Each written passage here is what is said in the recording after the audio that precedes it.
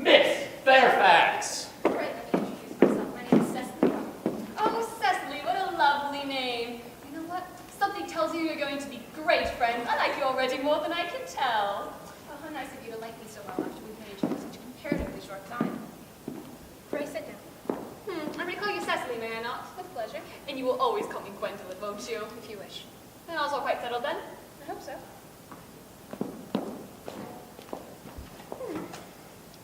I suppose this is a good time for me mentioning who I am. My father is Sir, whatever my last name is, doesn't matter. You've never heard of him, I suppose. I don't think so. Papa, outside of the family circle, I'm glad to say, is entirely unknown. And that is quite as it should be. The home is the proper sphere for the man. Once a man begins to neglect his domestic duties, he becomes rather effeminate, don't you think?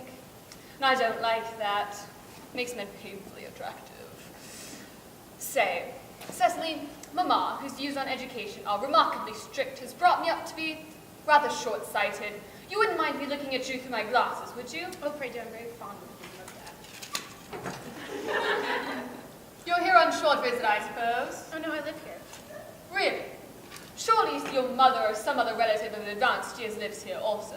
I have no mother, nor any relations. Indeed. Yes, my dear guardian, with the assistance in this prison, has the arduous task of looking after me. Your guardian? Yes, I'm Mr. Worthing's ward. Oh, you never mentioned to me that he had a ward.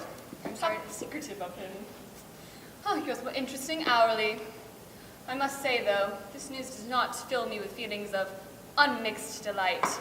In fact, now that I know that you are Mr. Worthing's ward, I cannot help but express the wish that you were much older and far less alluring. In fact, if I may speak candidly... Oh, pray do, I feel that when anyone has anything unpleasant to say, they should speak quite candidly. Well, to speak with perfect candor, I wish you were fully 2 and more than usually plain for your age. Ernest has a strong, upright manner. He is the very soul of truth and honor. Disloyalty would be as impossible to him as disturbance. But even men of the strongest moral character are extremely susceptible to physical appearances. Modern, no less than ancient history, provides us with many an example of what I refer to. If it were not so, history would be quite unreadable. My dear Gwendolyn, did you say Ernest? Yes. Oh, but it's not Mr. Ernest Worthing, who is my guardian. Who's his brother? His elder brother. Oh, he never mentioned to me that he had a brother.